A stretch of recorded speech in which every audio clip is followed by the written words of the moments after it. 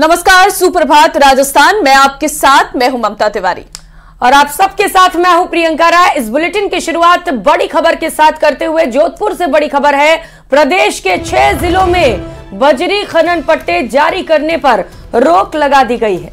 Rajasthan high court ने लगाई पट्टे जारी करने पर अंतरिम रोक। न्यायाधीश नुपुर भाटी की कोर्ट ने यह अंतरिम रोक लगाई है। याचिकाकर्ता सत्य स्वरूप सिंह की ओर से दायर की गई थी याचिका। तो 15 फरवरी 2024 को नीलामी का ई विज्ञापन जारी किया गया था और इसके बाद बड़ी खबर निकलकर सामने आ रही है, जहां पर न्यायाधीश नुपुर भाटी की कोर्ट ने अंतरिम रोक लगा दी है। तो बजरी खनन पट्टे जारी करने पर यह रोक लगाई गई है। राजस्थान हाईकोर्ट ने लगाई है पट्टे जारी करने पर अंतरिम रोक। आपको बता दें कि प्रदेश के 6 जिलों में बजरी खनन पट्टे जारी करने पर रोक लगाई गई है। तो अब साफ तौर पर कोर्ट ने इस पर रोक लगा दी है। अब आगे देखना होगा कि कोर्ट का क्या रुख रहता है, लेकिन बजरी खनन पट्टे जारी करने पर यह रोक अपने आप में लगाई गई है। और याचिकाकर्ता सत्य स्वरूप सिंह की ओर से यह याचिका दायर की गई थी। 15 फरवरी 2024 को जारी किया गया था ई नीलामी विज्ञापन। सहयोगी चंद्रशेखर इस वक्त हमारे साथ जुड़ चुके हैं। चंद्रशेखर, क्या है पूरा मामला? देखिए, ऊपर बात करें तो राजस्थान हाईकोर्ट ने प्रदेश के 6 जिले जिनमें टोंक, भीलवाड़ा, नागौर, राजसमंद, जालोर तथा ब्यावर जिले में करीब 22 खनन के पट्टों की नीलामी प्रस्तावित थी, उस पर जो है अंतरिम रोक लगा दी है। फिलहाल सरकार जो है यह पट्टे जारी नहीं कर पाएगी। अगर बात करें तो जो न्यायाधीश है नुपुर भाटी, उनकी कोर्ट ने ये रोक लगाई है और जो स्वरूप सिंह है उसकी ओर से ये याचिका पेश की गई थी। उसमें कहा गया था कि सुप्रीम कोर्ट ने बजरी की लीज होल्डर वेलफेयर सोसाइटी के मामले में 11 नवंबर 2021 को बजरी खनन पट्टे जारी करने के संबंध में विशेष दिशा निर्देश जारी किए थे और बजरी का खनन पट्टा जारी करने से पहले खनन योग्य क्षेत्र का सीमांकन, जिला सर्वे रिपोर्ट, खनन योग्य बजरी का मूल्यांकन तथा संबंधित विभागों के अनापत्ति प्रमाण पत्र प्राप्त करने के बाद ही आगे की कार्रवाई की जा सकती है। यह दलील जो है कोर्ट में याचिकाकर्ता के अधिवक्ता की तरफ से दी गई थी, जिसे मानते हुए कोर्ट ने जो है बजरी खनन पट्टे जारी करने पर अंतरिम रोक गई। ठीक है, बहुत शुक्रिया आपका चंद्रशेखर तमाम जानकारियों के लिए।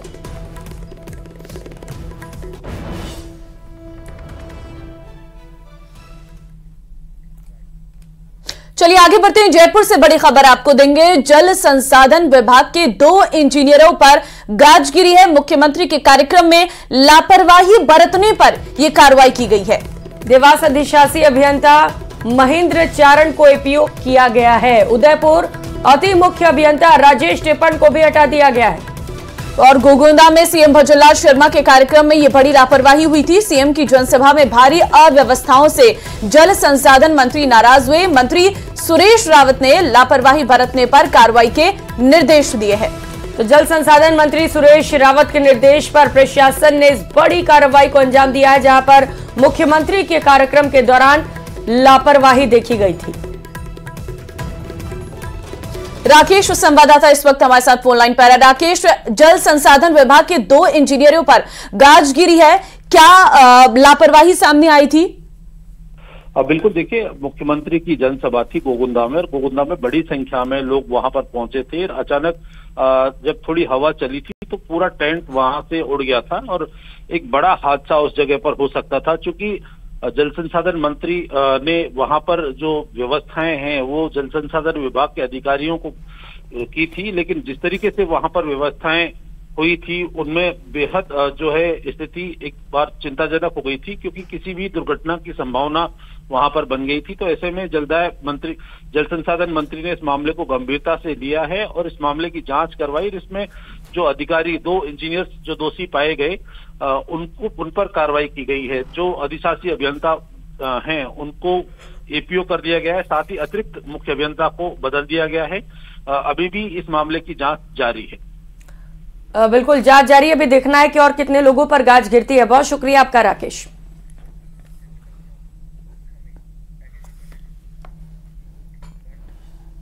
और लोकसभा चुनाव की आचार संहिता से पहले प्रदेश में मंत्रिमंडल विस्तार की चर्चा तेज हो चली है।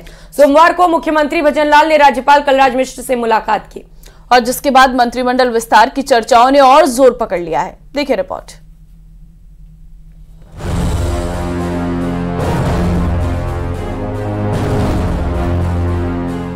एक तस्वीर कई चर्चाओं को जन्म दे गई। दोपहर में अचानक सीएम भजनलाल शर्मा राजभवन पहुंचे और राज्यपाल कलराज मिश्र से मुलाकात की। खबरों में इसे शिष्टाचार मुलाकात बताया गया, मगर जानकार ये मान रहे हैं कि मंत्रिपरिषद के विस्तार पर सीएम ने जरूर राज्यपाल से बात की होगी। सप्ताह भर में आचार संहिता लागू होने की संभावना है। उससे पहले ये माना जा रहा है कि भजनलाल सरकार 3 से 4 नए मंत्री बना सकती है। भजनलाल सरकार में मुख्यमंत्री और 2 डिप्टी सीएम समेत 15 कैबिनेट मंत्री, 4 स्वतंत्र प्रभार के राज्य मंत्री और 5 राज्य मंत्री हैं। फिलहाल कुल मिलाकर 24 मंत्री हैं। लोकसभा चुनाव में तमाम बड़ी जातियों को साधने की कोशिश होगी। इसमें उन बड़ी जातियों के चेहरे दिखाई देंगे जिनको सरकार के गठन और उसके बाद हुए मंत्रिपरिषद के विस्तार में जगह नहीं मिल पाई थी। सबसे पहले यादव समाज के किसी विधायक को मंत्री बनाया जा सकता है। भजनलाल सरकार में एक भी यादव मंत्री नहीं है। इस रेस में तिजारा विधायक बाबा बालकनाथ का नाम सबसे आगे है। लोकसभा चुनाव में बीजेपी बालकनाथ के जरिए हिंदुत्व कार्ड को और मजबूती से खेल सकती है। बहरोड विधायक डॉक्टर जसवंत यादव को भी मंत्री बनाया जा सकता है। वहीं गुर्जर समाज से भी एक विधायक का कैबिनेट मंत्री बनना तय है। भजनलाल सरकार में गुर्जर समाज से सिर्फ जवाहर सिंह बेढ़म गृह राज्य मंत्री हैं। माना जा रहा है कि बेढ़म को कैबिनेट मंत्री बनाया जा सकता है। इससे गुर्जरों की नाराजगी दूर करने की कोशिश की जाएगी। वहीं गुरबीर बराड़ सादुल शहर से विधायक हैं। इनके दादा गुरजंट सिंह राजस्थान सरकार में मंत्री रह चुके हैं। सुरेंद्र पाल सिंह तीती मंत्री बनाए जाने के बावजूद विधानसभा का चुनाव हार गए थे। अब जाट सिखों को साधने के लिए गुरबीर बराड़ को भजनलाल सरकार में मंत्री बनाया जा सकता है। इसके जरिए बीजेपी श्रीगंगानगर हनुमानगढ़ के साथ ही पूरे बीकानेर संभाग में किसान आंदोलन को बेअसर करना चाहती है। चर्चाओं में वैश्य समाज से भी मंत्री बनाए जाने की चर्चाएं हैं। दीप्ति किरण माहेश्वरी, कालीचरण सराफ जैसे नेताओं के नाम पर भी अटकलों का बाजार गर्म है। कई जानकार श्रीचंद कृपलानी के भी मंत्री बनाए जाने की अटकलें लगा रहे हैं। बहरहाल अगर भजनलाल सरकार अपनी मंत्रिपरिषद का विस्तार करती है तो ये इसमें काफी कुछ संतुलन दिखाई पड़ेगा, जिसमें हर जाति क्षेत्र का प्रतिनिधित्व दिखेगा और लोकसभा चुनाव को फतेह करने के लिए बेहतरीन सोशल इंजीनियरिंग भी देखने को मिलेगी। जानकार ये मानते हैं कि सप्ताह भर में आचार संहिता लग जाएगी, इसीलिए अगले 2-3 दिन में मंत्रिपरिषद के विस्तार की संभावनाओं से इनकार नहीं किया जा सकता। मुख्यमंत्री भजनलाल 3 से 4 नए मंत्री बना सकते हैं। 2 पद खाली रखे जा सकते हैं ताकि आने वाले दिनों में फिर से मंत्रिपरिषद का विस्तार किया जा सके। यह सब ऐसे मौके पर हो रहा है जब लोकसभा चुनाव की रणभेरी बजने वाली है और सप्ताह भर में लोकसभा चुनाव की तारीखों का ऐलान होने वाला है। जाहिर है भजनलाल सरकार सूबे की तमाम 25 सीटों को जीतने के लिए सोशल इंजीनियरिंग को बनाए रखना चाहती है ताकि चुनाव में उसे किसी भी तरह की दिक्कतों का सामना न करना पड़े। कैमरा पर्सन दिलीप चेची के साथ बाबूलाल धायल, न्यूज़ 18 जयपुर। मरुधरा में हैट्रिक की तैयारी को लेकर बीजेपी पूरी तरह से एक्टिव हो गई है। बीजेपी के तमाम नेता कांग्रेस पर हमलावर है। तो बीजेपी के तमाम नेताओं की जुबान पर 400 पार का नारा भी है। इस खास रिपोर्ट में देखिए।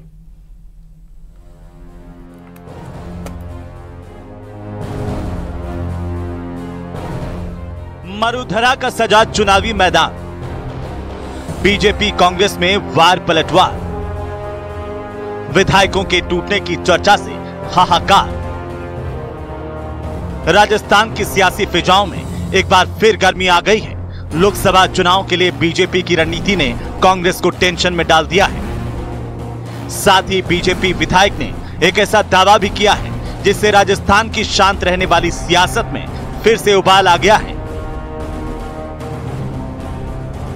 बीजेपी विधायक जितेंद्र गोठवाल का कहना है कि कांग्रेस के ज्यादातर विधायक टूटने के लिए तैयार हैं। सभी को पीएम मोदी पर भरोसा है।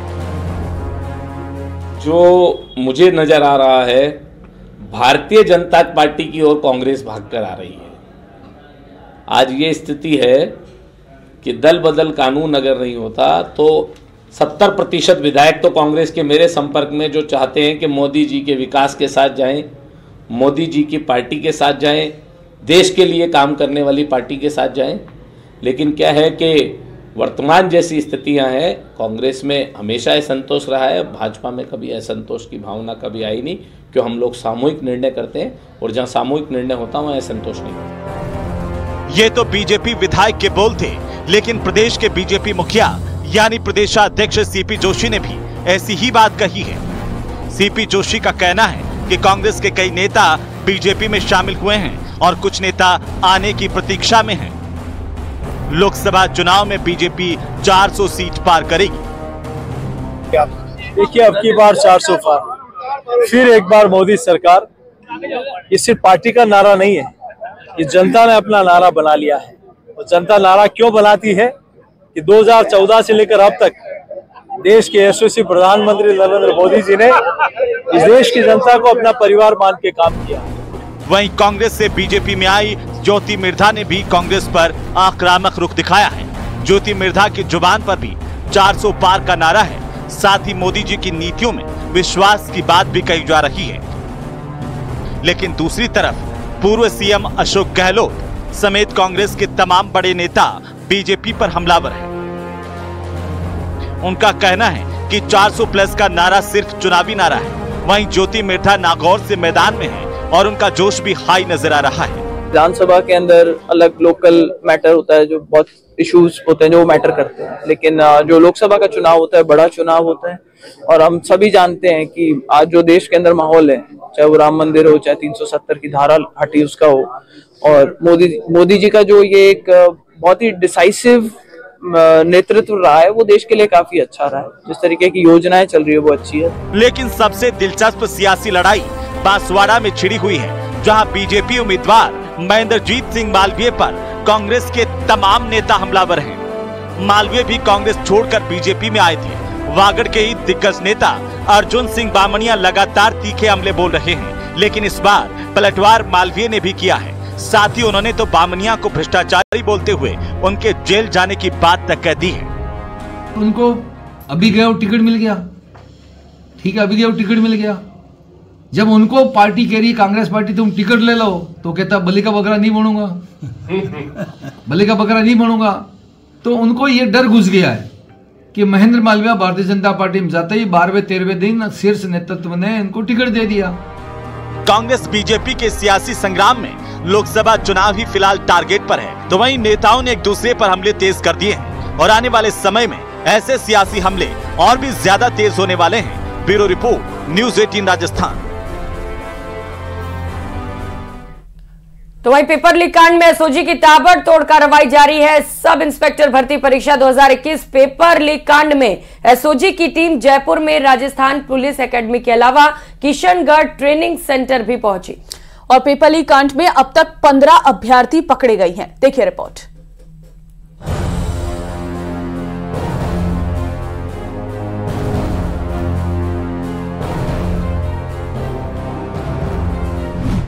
एसआई भर्ती परीक्षा 2021 पेपर लीक कांड में action. Rajasthan police sub inspector भर्ती परीक्षा का पेपर 2021 में आयोजित हुआ था। सितंबर में ये परीक्षा का पेपर आयोजित हुआ था। एसओजी ने 15 अभ्यर्थियों को पकड़ा, जिसमें बड़ा खुलासा करते हुए एसओजी की एसआईटी ने आज 15 सब इंस्पेक्टर्स को हिरासत में लिया। आरपीए जयपुर भी पहुंची SOG team. Kishangarh training centre में भी की पड़ताल। जयपुर और अजमेर में हुई एसओजी की कार्रवाई।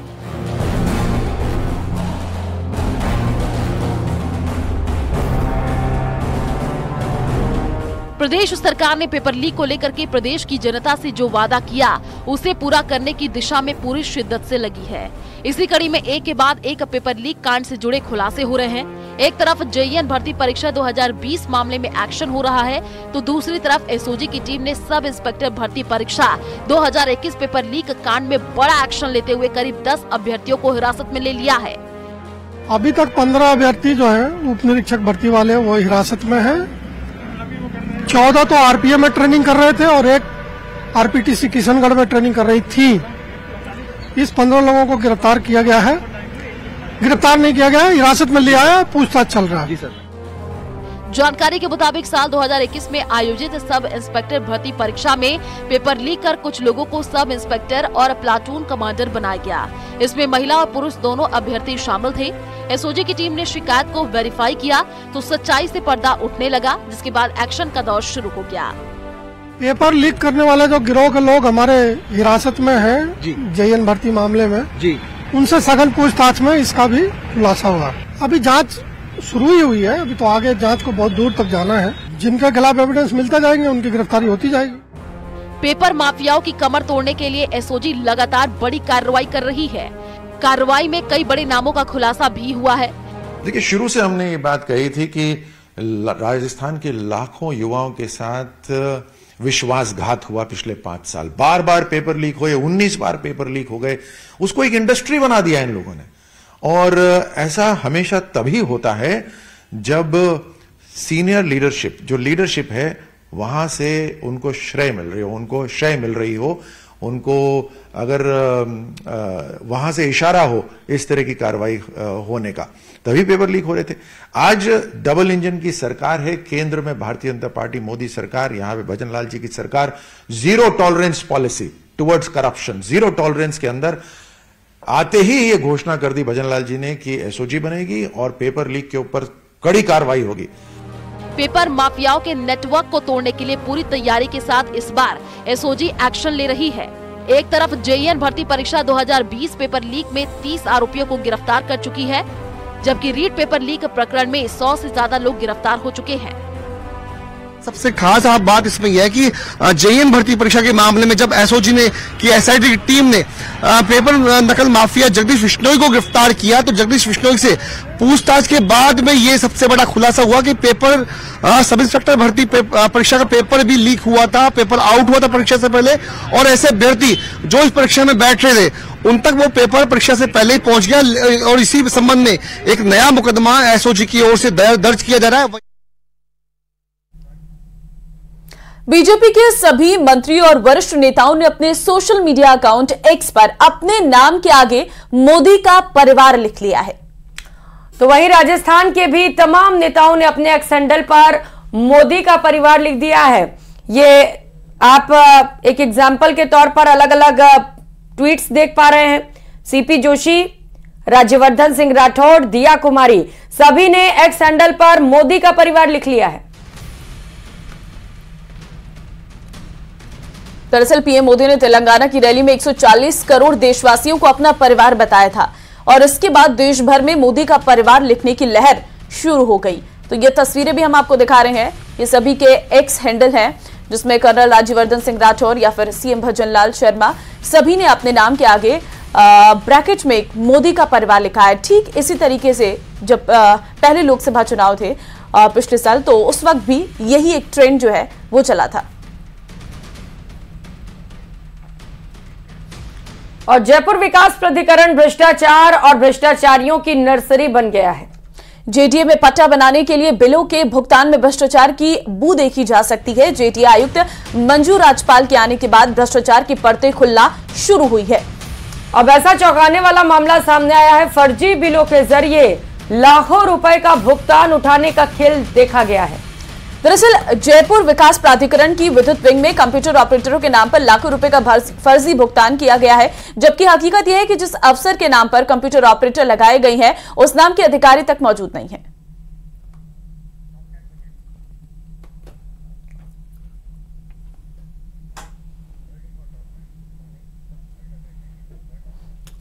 और अब एक नजर 10